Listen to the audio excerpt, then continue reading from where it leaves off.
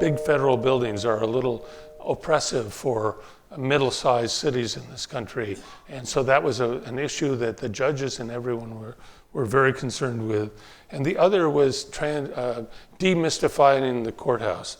Courthouses are a place that everyone gets nervous around.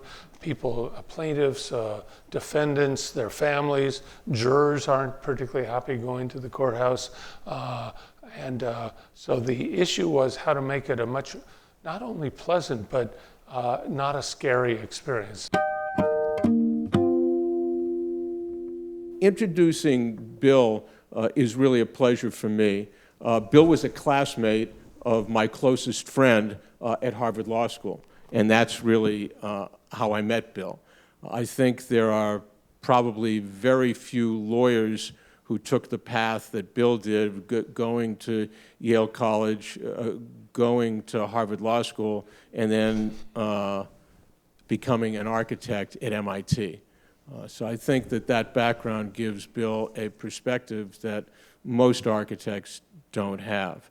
You know, the other day, a guy walked into the library, and he goes up to the front desk, and he says, "I want a hamburger, fries, and a large Coke, and I'll take a piece of pie." And the person aghast said, "Sir, you're in a library." He said, "Oh, I'll have a hamburger, fries, and a Coke." Okay. A week ago at this very moment, we were at the Wang listening to Mel Brooks. And Mel Brooks told that joke, so I have to give him credit. Anyway, with no further ado, Bill Rawn, with great pride. Today I wanted to share with you a few ideas about our work and really what are the goals and aspirations of our firm and how the ideas of architecture are so central to what our profession is about. And yet those ideas, the only way for them to be achieved is to get buildings built. And so we do everything we can in our work to get projects built. That's the test. The test is, how does the public respond to the building? And whether that's the public of a city, a campus, we think architecture is a public art, and the only way to test it is to get buildings built. We have a mantra in the office that is a little different from many firms. We limit ourselves to 6 projects in design at a given time. That means you might have also 6 projects under construction during that same moment of time. And it's all about an effort for me and my senior colleagues, Doug Johnston, Cliff Gailey, Sam Lasky. Usually 2 of us will team up on a project and be very good self-critics, self-editors, all in the hope of getting the project built. And I actually think that focus helps us get buildings built. It forces us to understand such concepts as value engineering, cost cutting, and the like, but it's all in the service of getting those ideas built. So I'd like to share thoughts about architecture, and I call it the architecture of civic engagement, and it's made up of kind of 4 parts maybe. The first is very much about a democratic spirit, democratic ideals. It's about making buildings accessible, welcoming, understandable, open to broader general public, and we try to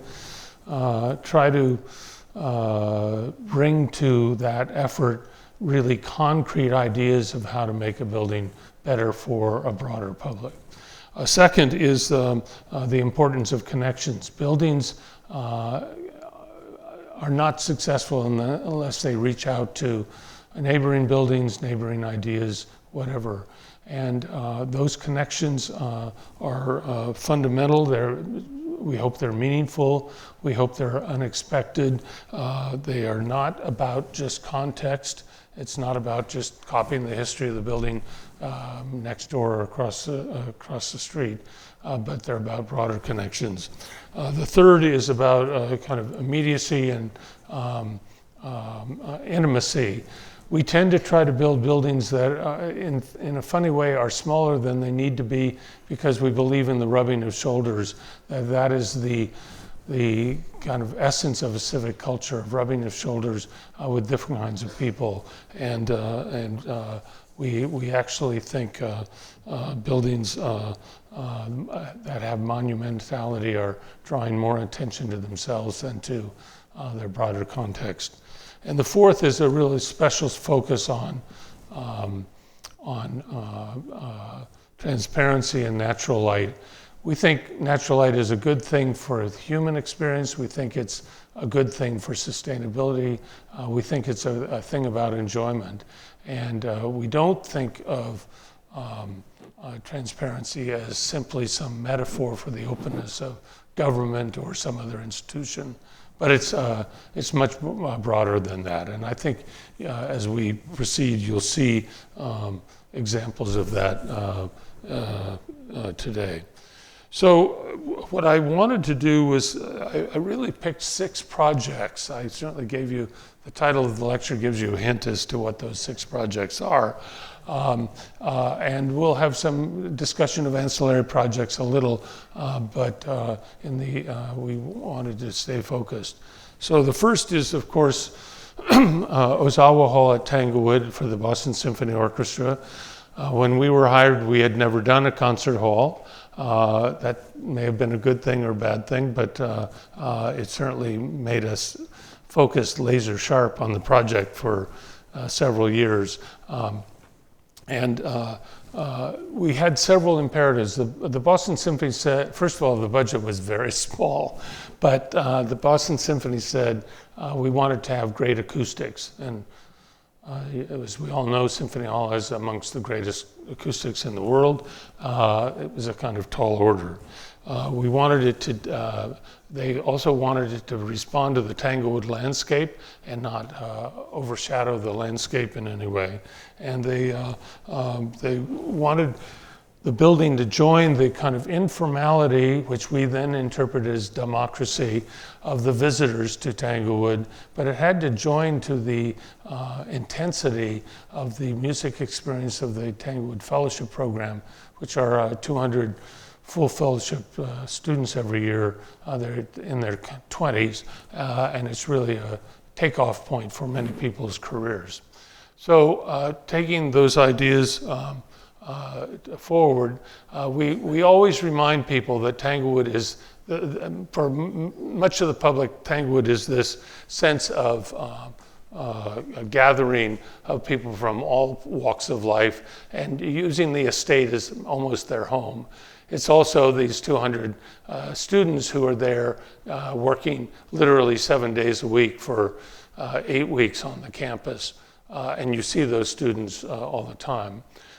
So knowing the acoustic requirements of the symphony, I took off for 3 weeks. I don't know how I took off from the office for 3 weeks, but I did it.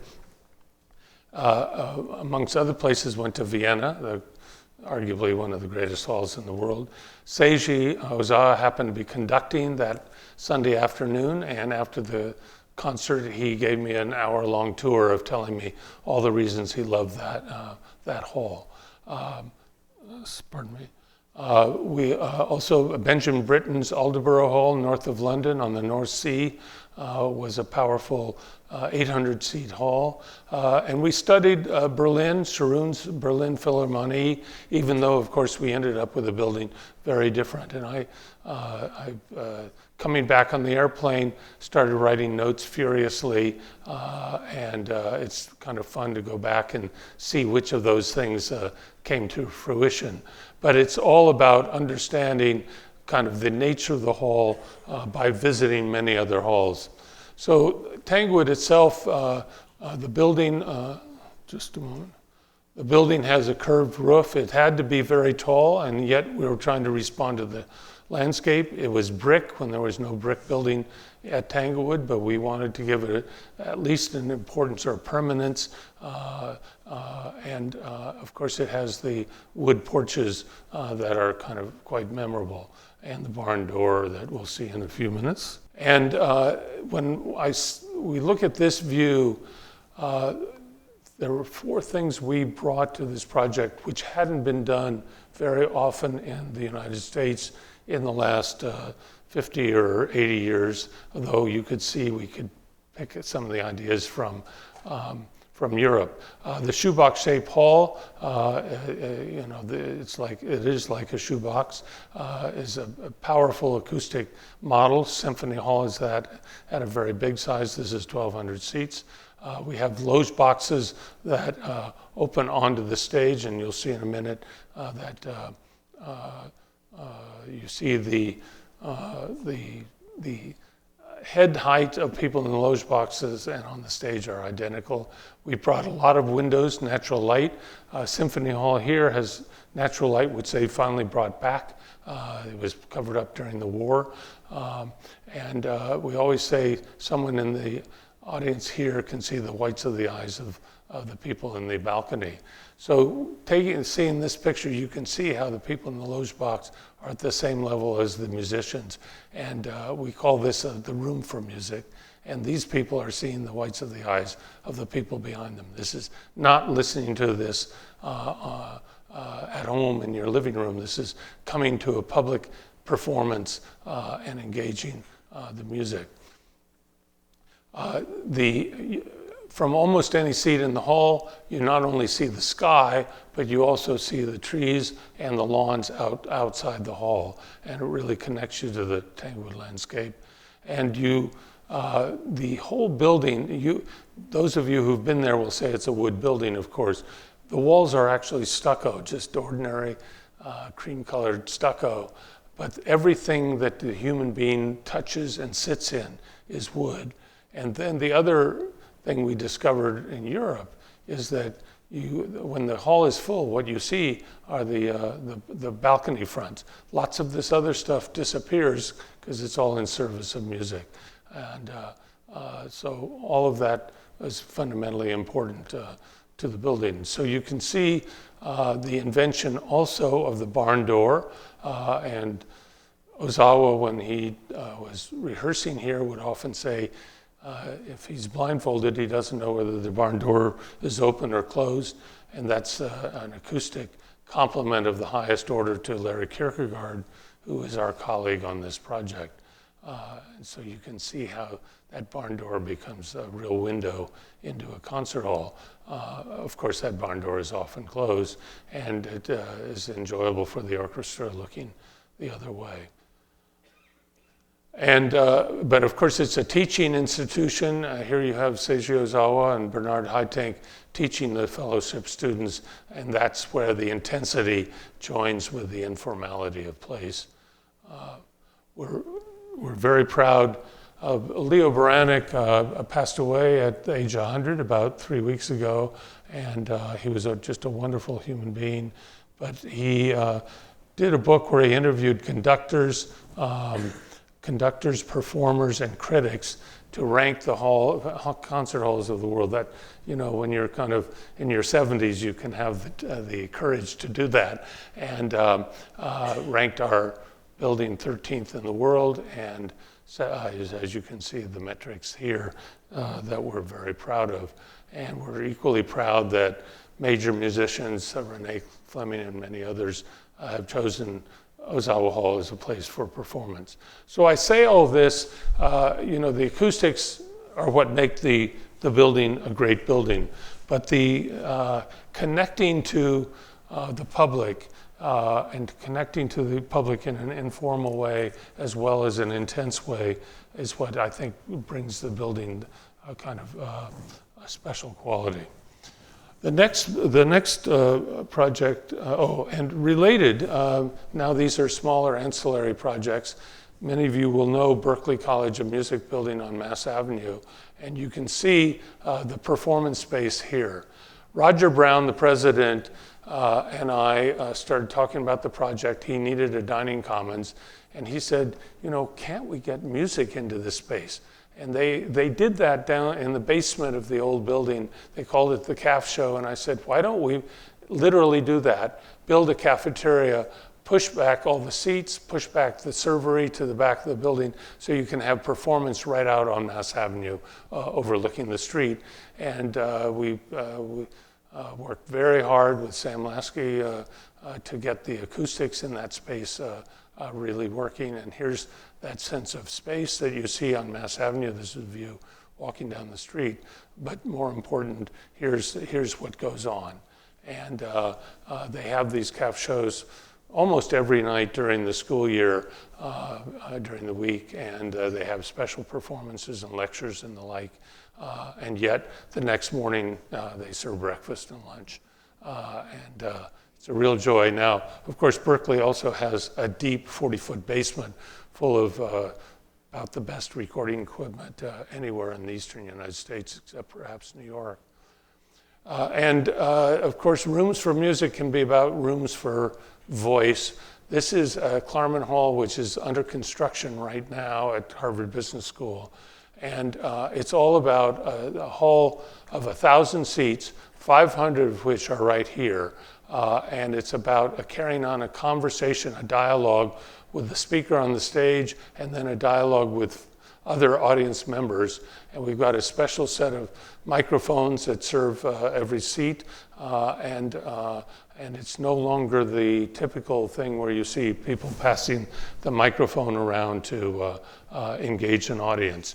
And the model here is not a Harvard Business School classroom. The model is actually Ozawa Hall and halls like it. And if you could get the same intimacy and familiarity for the human voice that you can for music, then we've mastered something quite exciting. The second project is the theater, and I chose the Williams College. It's called the Center for Theater and Dance, class of '62 Center for Theater and Dance. And it's trying to respond. The challenges of the project were, one, how to build a performing arts center on a campus where it's much bigger than almost any other building, except perhaps the athletic buildings and perhaps the science building. And so that was clearly the main challenge. Another challenge was the theater department really wanted to explore the idea of the next generation of the black box as an inventive theater. And the third was the dance program had always been in a corner of the gymnasium and was being moved into an arts building. So to accomplish that, many of you probably know Williamstown, these beautiful lawns along Main Street. And of course, we had the site on Main Street where we could build the front of the building. You can see the front of the building is quite narrow, emulating the other buildings on the north side of the street, which are bigger buildings, but they present a very small face to the street. And so we tried to do that here. And there you see that face to the street, and here's the lobby. Purposely small, rubbing of shoulders. We abhor dead lobby spaces, and lobbies often are dead in buildings, and so we make them as small as we can get away with. But also, being a big building, we had to ensure that people could get not only around it, but through it. The students in this dormitory complex, the shortcut to campus is right through the building. And for the public, they can come in here, but they also come in the parking garage here and come all the way through the building. And so that merging of front of the house and back of the house became the central thesis of this building. And that was for the students, that at a campus, if the making of theater is not only about what's going on welcoming the audience in, but it's what's going on set building on the stage, rehearsals, costume shops, and the like, why can't all of that be connected and not separated as it would be in, say, a Broadway house? Of course, we added this link I mentioned before. As a political science student, I said, well, what would have happened had I been a political science student and been pulled into theater instead of architecture? So that pathway goes by the inventive theater, the studio theater, which I'll describe in a minute, and it goes down the stairs right by the costume shop, the media center, rehearsal spaces. People can see sets being built. That's all part of the academic experience in theater, and comes out the back door to the parking garage with dance celebrated above. So it's made up of course, a basic theater, typical theater, 550 seats. We've tried to give it a kind of lightness so that it can become a lecture hall also. I even get natural light into it. But the heart of the building is what's called the studio theater center stage. And the whole issue is to make it as flexible as possible, to let people walk by and see what's going on, letting natural light into that space. Or when you're here, you can start engaging part of that space for your performance. Here's the kind of a detail that you can see the lift here. We store stuff in the basement. It's got these, we call them handheld gondolas moving across the stage. And the whole idea is that instead of a black box, which takes all semester to get kind of control of the space, the problem with black boxes, you'll spend 10 of the 12 weeks of the semester simply getting control of the space before you do any practicing as an actor or actress. And this gives, this has 4 things on different sides to really let the students kind of be inventive, get engaged with the space so that they're really dealing with what's going on stage over most of the semester. So it's a powerful tool for an academic institution. And you can see how this space can be an end stage, has various layouts, thrust, and it's all moves very quickly, and we store the extra seats in the basement for very basic organizations to a theater space. It has dance with beautiful views of the Berkshires on the second floor. Avoid the voyeurs, and even at night it's quite beautiful. And of course they take over that corridor space also with an inventive program. And the reason I'm showing this is it gets back to my central thesis of connections. You can see where the Wall Street Journal talked about the building being visually connected to its surroundings, contributing to a broader sense of place. And this was done in a slight juxtaposition to Beijing, as you can see, and we're very proud of that. We wanted to show a couple other examples of theaters. This is at the University of Virginia, almost within sight of Jefferson's Lawn.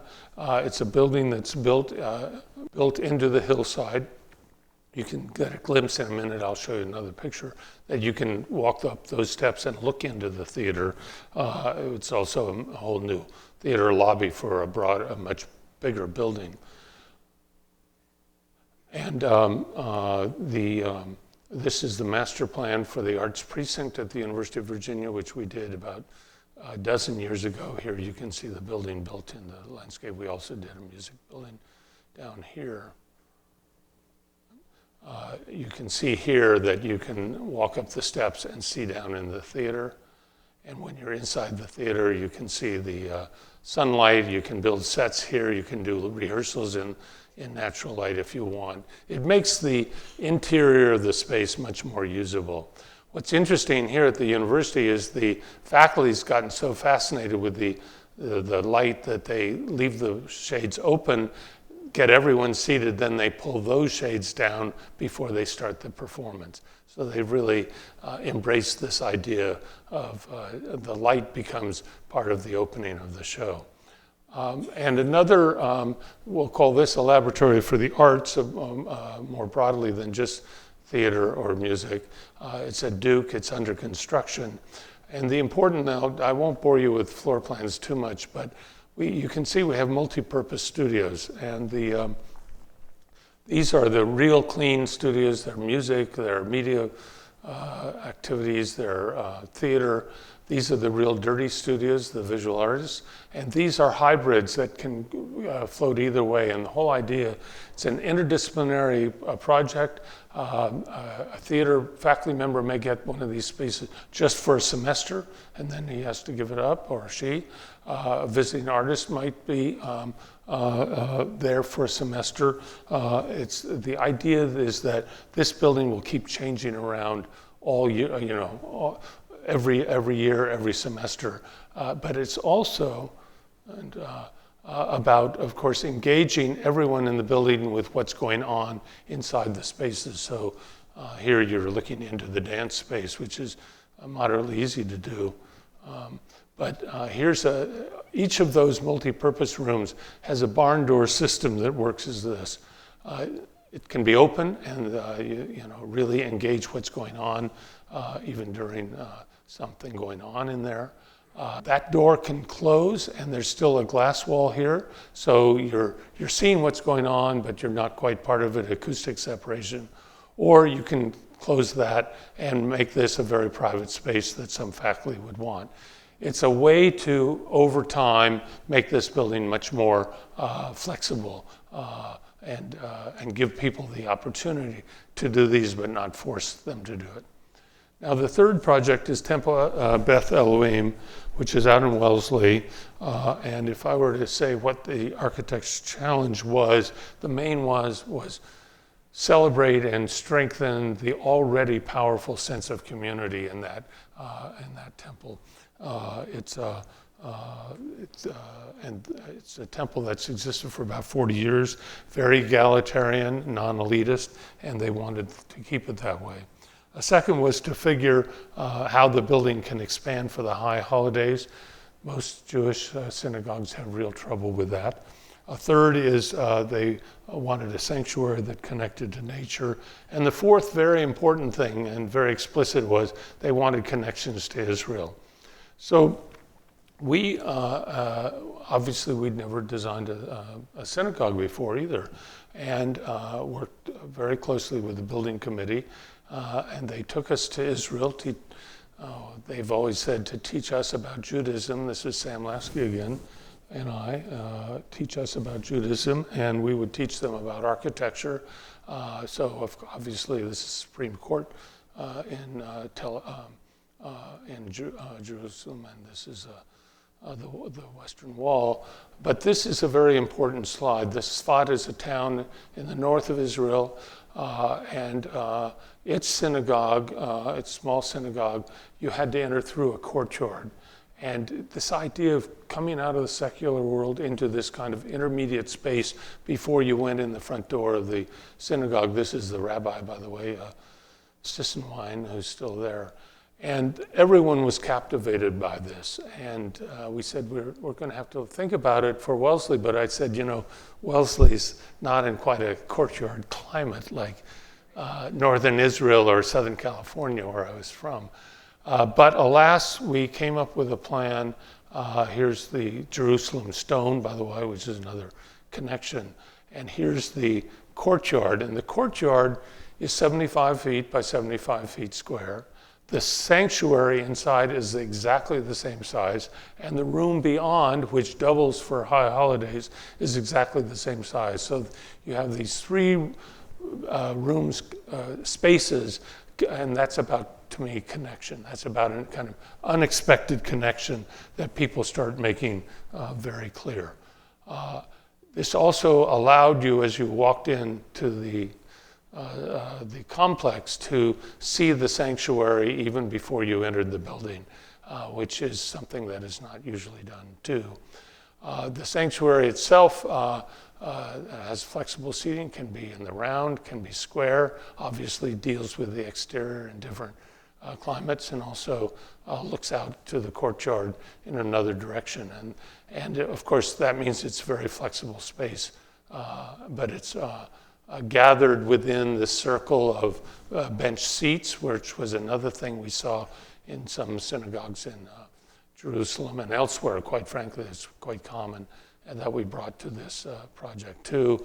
And here's how we expanded it on the high holidays. You have the sanctuary here. That's a movable door that goes like a railroad train into the walls and creates a double-sized space that holds 1,200 people, and the farthest seats here are only slightly farther than the farthest seats there. And here's what it looks like, still engaged with the exterior landscape space. So it was great fun as a project, and has grown immeasurably since then in terms of the congregation.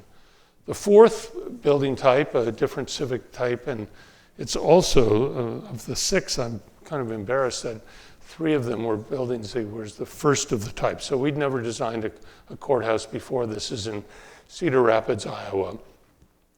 And it seemed the imperatives were to connect this building to the city of Cedar Rapids, that big federal buildings are a little oppressive for middle-sized cities in this country. And so that was an issue that the judges and everyone were very concerned with. And the other was demystifying the courthouse. Courthouses are a place that everyone gets nervous around. People, plaintiffs, defendants, their families, jurors aren't particularly happy going to the courthouse. So the issue was how to make it a much, not only pleasant, but not a scary experience, and not a bunch of rabbit warren of corridors. And so, and the third goal was, of course, to acknowledge that security is an increasingly important problem in courthouses. So, to deal with the question of connecting to the city, here's a map of Iowa, and it shows if there are 99 counties that some politicians go to in the Iowa primaries in January every 4 years, we went to about 30 of them in 1 year. And what we discovered was Iowa is marked by courthouse squares. Now, many of the courthouse squares have the courthouse in the middle of the square and then the retail around it. Some, like Franklin County, the courthouse is on the edge, just like the other retail stores, and the courthouse square is open. The one thing that applies to all of these is you drive across the prairie, and from 1870 to 1900, Iowa built a huge number of courthouses, post-Civil War, affirming the union, as it were, and the belief in our democracy. And you go across the plains, and these are big buildings. They're 3- and 4-story buildings in towns with 1-story buildings. They stand out, sometimes with an grain elevator, sometimes not, but they are the central piece of the life of that community. So we had a site that was right here, and we decided to build the building on axis with that site. It's a major street in Cedar Rapids, right next to the river. We built an atrium in the middle of that so you could see through it and see the sun out the other side. And then, and here's the atrium. And then the office portion of the building with lots of federal offices here, and the courthouse is here. And this is the most important slide. Here you see all 6 of the courthouse doors right here, and you're standing, 400, 600 feet away. It is absolutely clear what's happening in that building and where you're headed and what the building is. In addition to that, the corridors have glass along the corridors so that you aren't lost. You come up the stairs of the elevator, you're walking along here, you know exactly where you are in relationship to your home city. Then the third invention of the building, and it happens occasionally but not a lot because it's too hard, is to get windows into the courtroom. And a single window on the side of a courtroom, it does no good. It's a glary, you pull the blinds all the time. If you can get 2 walls to have windows, there's a balanced light, and that is important to natural light. And here's the courtroom that we developed with, of course, 2 walls of natural light. Of course, we didn't want the judge in shadows, so we had to build a wall kind of to protect him. But nonetheless, and here you see how it works in that sense of this slide and how it's has this raw, diffuse light, which you're going to see in our libraries, is an important part of our effort. Now I'm going to do a quick interlude because, of course, we're very proud of our Boston buildings. Realized we couldn't do features of all of them, otherwise you'd be here for several hours. But so let me very quickly, this is Tom McIntyre and the Bricklayers Union hired us. That was our first major project in 1985. It's really led to our success, I would say, so I have to thank Tom and the Bricklayers immensely. But then that leads to present day. We're working on a net zero sustainable pair of schools in Cambridge on Cambridge Street right now. It's in working in design development drawings, and it's a real challenge.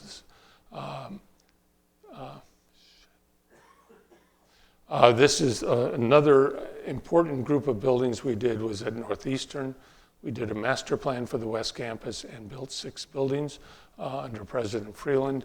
It's off of Huntington Avenue, right near the MFA. And the joy of the projects are that here's 14 stories of apartments above 4 stories of the computer science department, the School of Computer Science at Northeastern. So it's a 24/7 campus where activities are going on day and night and all weekend. It's not like a typical campus which separates out the academic part of the campus from the residential. Likewise in the Fenway, both Wheelock and Windsor are neighbors to each other, and we built big buildings into the Fenway, which took a lot of work. The W Hotel downtown in the Theater District is all about opening up itself to the street. The W likes to be part of the life of the street, and we were able to do that in this building. This is a different form of life of the street, or it's actually on Storrow Drive. There's a car, but it's also facing the river, and it's taught to Hall at the business school with a very sustainable glass wall system, which I'll describe later. Tufts building really meandering up the hill, really connecting the lower part of the campus with the hilltop part of the campus. Those connections, as I said at the introduction, are important to our work. Landscape work at Mount Auburn and landscape and residences at Brandeis.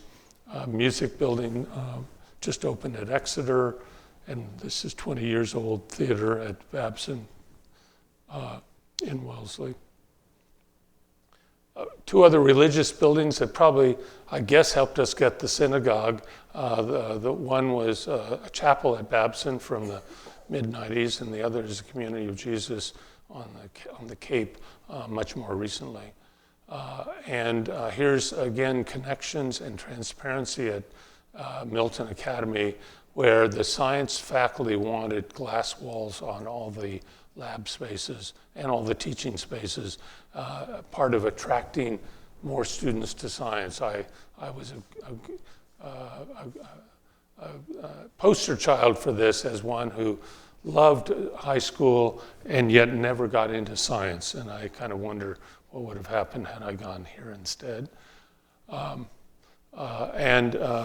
David promised that I think David probably thought we'd show you more slides, but these are, this is the Mattapan Library, and this is the East Boston Library, and shows again how we use glass to entice people in to those 2 buildings.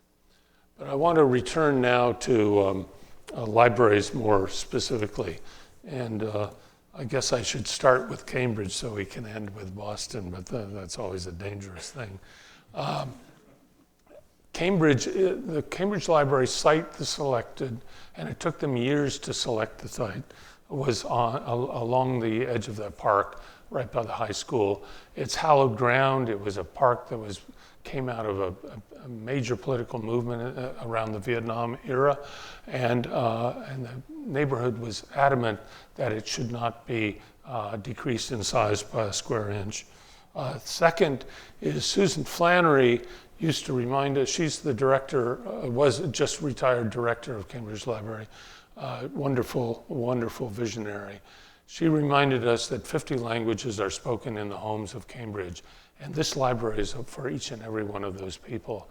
And it's not about just Harvard and MIT families by any means, and how to make this library feel welcoming and decidedly not elitist for those families. A third thing was Susan believed in celebrating the books, so when you walked in the front door of the library, you saw the books, you knew you were in a library, even as the library wanted to be a civic heart of the community, or we always say maybe even a town commons. The city also was very interested in testing out new ideas of sustainability. So this is the building most of you are familiar with. Here it is in the daytime, and the important thing here is that you can see into the building, not real well, but you see into the building in the daytime. Most glass buildings you have trouble seeing into.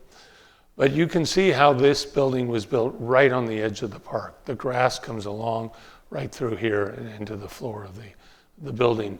And our idea is everywhere in the building you really are engaged with the park. And that's part of the civic, not part of, that's the heart of the civic idea to the organization of the building. This shows how we start using canopies to shade. There are louvers here to shade this so that even though sun's flowing in, you're protected. And this is the sustainable window system. I'm going to describe it shortly because it's important. This was one of the first of its type built in the United States. We simplified it to make it, because it's a public agency that's operating the building, these are ubiquitous in Germany. They're everywhere. These systems are also very common in England. Ironically, they're not yet common in this country. But there are two glass walls separated by 3 feet. And in the wintertime, if you close the louvers at the top and the bottom, the air stays there, and on a sunny day heats up and makes the inside of that building warmer. It lets you sit right next to the glass and not have any of that cold air. It's a powerful, powerful thing. Yet in the summer, you open the louvers at both ends, convection takes the air up, and it's actually, that convection makes the wall cooler. So on a summer day with sun, it's actually cool, and you again want to sit up close to the wall. I've simplified it, but that's the heart of it, and the 3-foot dimension, interestingly enough, is purely human. It's letting enough space for the window washer to get in and wash those windows. And yet they started with 8 inches, and it never quite worked. You obviously couldn't get into them, and you had to do something else. But now they're almost universally 3-foot spaces. And now you see the result. And we have the louvers to protect you from the glare of the sun. And this is the 21st century reading room in that building. The second thing is the natural light, because it's coming from 3 directions actually, front, back, and the roof above, just suffuses the space with light. And this gives you a sense of how enjoyable it can be. The building's kind of easily organized about a major pathway through the middle of the building. And as you walk in, you get to look down and see the 21st century reading room even before you've gotten in the building. Children's room on the 3rd floor, because Susan had done that before, and that helped Amy and David decide to put the children's room on the 2nd floor in this building, which we'll see in a minute. This building connected to the historic 1889 building, and we've made that connection. These stairs are just quite near those red stairs, very easy to move from one to the other. We collaborated with Ann Bea's office, the Ann Bea architects, and they were responsible for this renovation of a 19th century reading room, which is incredibly beautiful, and a very clever teen room that's part of the older building. So now we come to this building, and we had major challenge, no, we didn't come to McKim, obviously, but this is the McKim building, obviously, and here's this building. I apologize for the photograph, and maybe this is a little better to build our case around, but there were several imperatives to open up the building from the street, so that when you're on the street, you knew it was a library. You had no idea heretofore that it could be. Second of all, equally important, when you were inside, you wanted to be part of the city. You weren't afraid of the city. You weren't afraid of the cars. You wanted to be engaged with the city, and that wasn't possible before. There was also an important question about the connection of this building to the McKim building, which I'll talk about a little later. But more important, I think Amy and David and everyone wanted to have warm, welcoming, friendly spaces in this building, which were sorely lacking. And the library report, of course, the futures report said, and it should be fun. And I have always loved that idea. So Philip Johnson had produced some very beautiful buildings in this country, but he loved, and he loved to talk. And so as we dealt with the Landmarks Commission, because the exterior of the building was totally landmarked, and the interior of the entry space and the Ferrari Hall were totally landmarked. So we had to work with Landmarks to actually break that on this space. This was the important space that we had to break the landmark designation. And we did it by showing that, in Philip Johnson's words, why changes would be desirable. We also studied his architecture and the themes of his architecture deeply to also make sure that we were doing something that was helpful to the Johnson legacy, not being disrespectful. So here you see, of course, now the building you can see into from outside. This used to be a moribund, dreary block on both sides, because it's a double-sided street, and that has already changed. And of course, we replaced the windows, which were toned, a darkish tone, and make them absolutely clear facing north, which is easy to do in terms of sustainability. And this is kind of what you see when you're walking down the sidewalk, and we're very proud of that. The second big idea to us was creating the big urban room. Bates Hall on the second floor of McKim is the big urban room of the original building. And we wanted to make what we were loosely calling Boylston Hall the big urban room of this generation. And so here that is, extending 200 feet along Boylston Street, letting people engage the city, but also engage a range of activities, whether it's books, welcoming desks, touch screens, and of course, we're incredibly proud of what the Cater de Fer has done with a cafe and bringing in WGBH as a partner. Just yesterday, they had another one of their morning shows with the mayor in that location. This gives you a sense of how that opens up. The important things here, there are 3 doors into this space now, not one. You can separate, there's a glass wall, which you can bring out and mean that the cafe could be open when the library's closed or vice versa. But it's also about, this can change over time. And this is about showing how those casters, these shelves, there you see them nicely, can be moved around. You can have a author presentation in that space. You can do all sorts of things in that space. Here's how it was before, with these 2 big walls as you came in the door, and here it is today. And this shows now, I showed you pictures looking from the outside in, this is from the inside out, of course, not being afraid of the city, recognizing the city as a jumbled, complex affair, and that's the way it should be. And you can see how people are attracted to those seats along the window. And this shows how that space opens into the rest of the library. This is what was there in that space before. And from De Ferrari Hall, you can see out through the building. And of course, it lets now De Ferrari with bamboo join the world of courtyards, if you will, of McKim.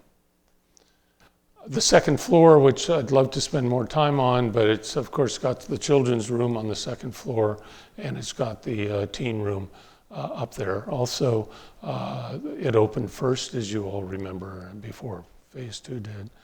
And here's the outside. Again, Doug's firm put 11-inch, 12-inch caliper trees, honey locust. Where's Liz? Well, honey locust trees. We have a community table here, which has electrical access and the like, so it can be an active place. And it reaches out to the street. The connection to McKim, which I think at first people thought, well, that would be nice, but it's probably too hard. I think we spent enough time standing somewhere here and having people ask us, where's the historic library? Or, they were always lost. This was the connection. And this now is the connection. That big room opens into this space. You can see the courtyard. You walk along the courtyard, you're back in the building. You're really, you know where you are. Those connections, as I say, are so important. And here's the view of that stair. There's a stair here, and there's a stair here. This glass elevator is bounded by stairs on either side, so you really know where to go. So in closing, I would just say, I do think the big urban room, if Bates Hall was the great urban room of another century, I think that's what this room is going to be all about. I certainly hope so. And in closing, I do want to say just about 3 words. One is thank you to David Leonard and Amy Ryan, Mayor Menino and Mayor Walsh, and the Department of Construction and Planning in the city, Capital and Construction Management in the city, for letting us do this project. But I even more broadly want to thank Boston for opening its arms to me. I was a kid from Southern California when I first arrived here, and Boston has given us a tremendous opportunity. I think the intellectual climate of this city, the world of ideas, Boston lets us combine ideas with architecture, and they understand the importance of both.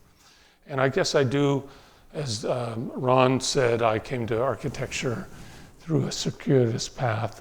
Never dreamed I'd get to do what I've gotten to do with architecture, and so I have to thank the profession for setting itself up to be as it has, and I mean the profession dating back, millennia, several millennia, that people 1,000 years ago, 2,000 years ago, were doing in many ways the same thing we're doing, and I hope we live up to it. So I thank you all for listening to this, and I welcome any questions if people would like.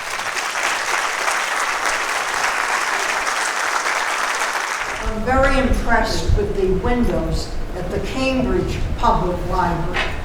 However, the Boston Public Library doesn't have those same windows, and I'm wondering why not. First of all, it's one thing to develop that window system when you're building a new building.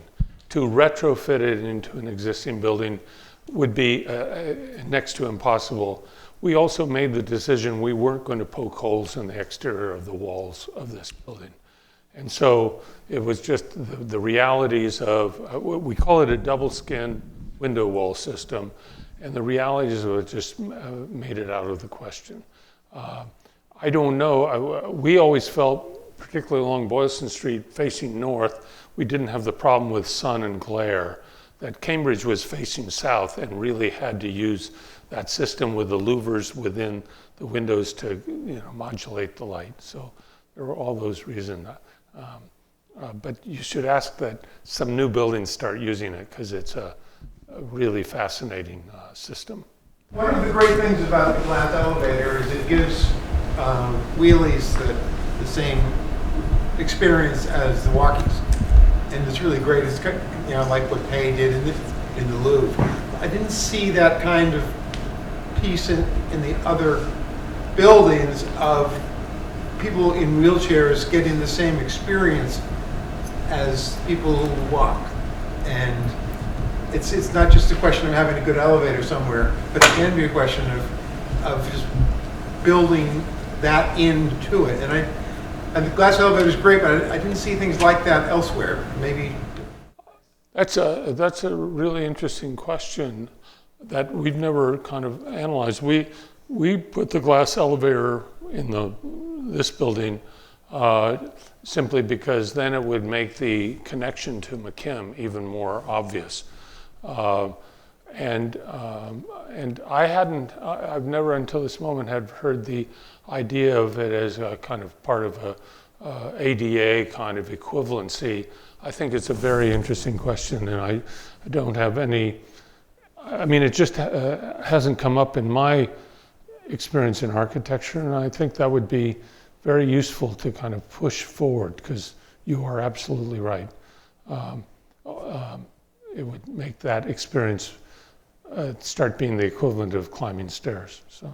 In Tanglewood, acoustically, how do you make a decision about sound? Yeah.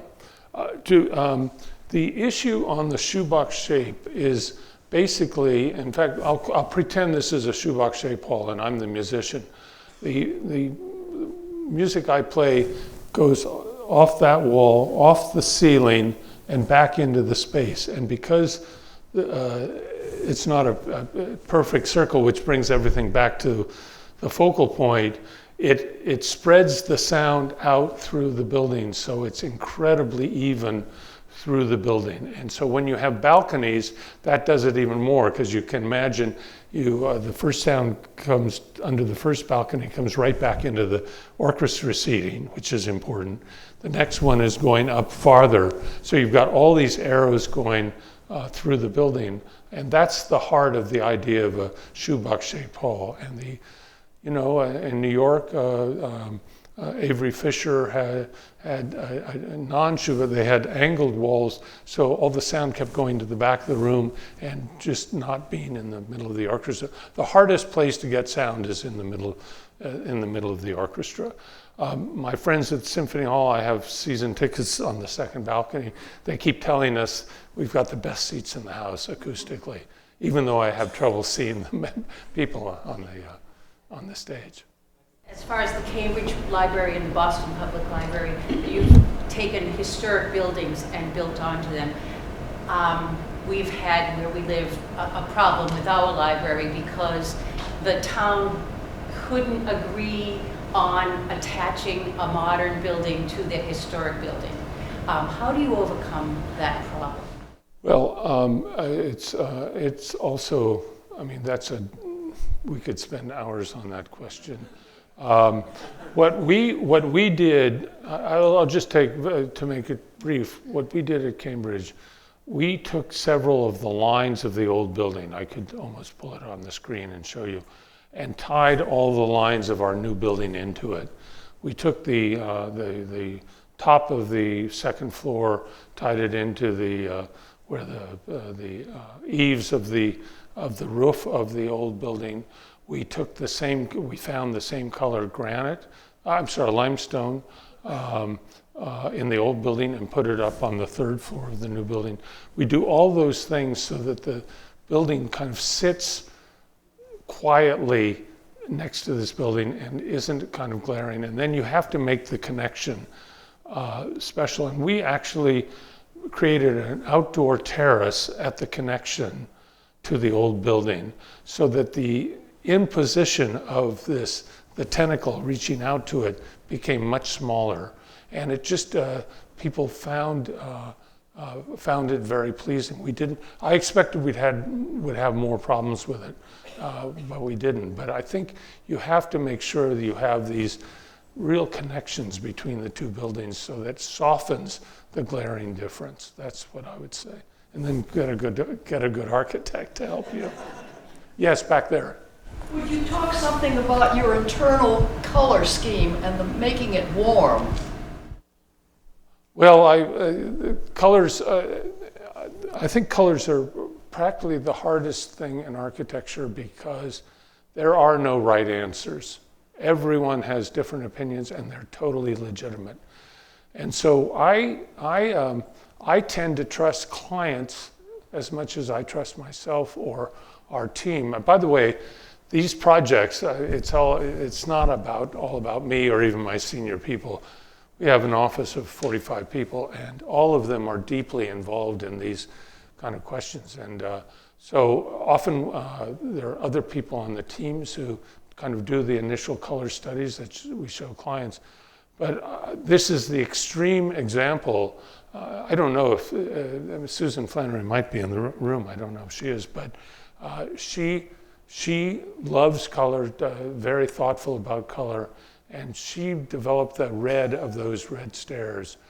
And it went through many iterations, and I smile at it because everyone loves it. But it's the one thing where we can talk a lot about our architectural ideas, but the minute we get to color, it's very, very hard, I would say. Yes? I wish we could tear down Boston City Hall and give you the commission to build a new one. Well, that's as you know, many of the architects, I'll get myself in trouble here, but many architects in the city, including myself, actually see it as a great building of its moment. I realize the concrete is off-putting. I realize the concrete gets dirty and it's more off-putting. I realize the building hasn't been kept up. But there are certain aspects of that building which are totally fascinating. I will say one that just comes to mind. It reminds you of Siena, and the campo of Siena is like the plaza, which is clearly too big, not enclosed enough. So the plaza has serious trouble. But it's like that, and then if you think of Siena, the backside of the city hall at Siena steps down about 20 to 30 feet into the marketplace of Siena. So there are these connections that are even about history. But I recognize, we know as architects that we're in the minority on this question. But I just continue to hope that the city tries to do a better job of solving the problem. And actually, I have the sense that the mayor currently has a series of studies about the building itself, not the plaza, which is problematic. And lots of studies on that too, but on the building itself, which may bear some interesting fruit. So keep an eye out. I'm not going to try to talk you out of it because I've spent years doing it. We don't do concrete buildings ourselves. Concrete does not deal with dirt well. It does. I don't know how a granite building sheds dirt constantly, and a concrete building just soaks it in and keeps it so they get dark and dingy. It's a serious, serious problem. I'm just curious what type of building you have not yet designed and would like to. That's the most wonderful question. This is the question, I'll repeat it, I forgot to do that for others, is what kind of building have we not designed that we'd love to do? And there's no question, it's an art museum. We've been finalists for a couple. We don't believe in doing architectural competitions because it's not the way that clients should build buildings by any means, but we actually broke our rule and entered one competition. I mean, we were in one of 5 firms invited. And we loved our little scheme, although it didn't get selected. I'm passionate. I did artwork as my move from law to architecture included a kind of important spell of doing artwork. So I'm passionate about the visual arts, and I love going to museums. And there's no question that's the building type I'd love to do. Thank you. Thank you for your extraordinary body of work, which has made us so much more engaged as a city. Well, thank you very much. That's a good closing line.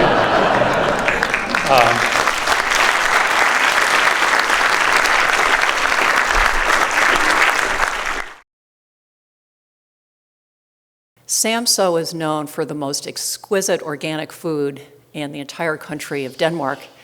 And it's often said that you haven't eaten potatoes until you've eaten Samso potatoes.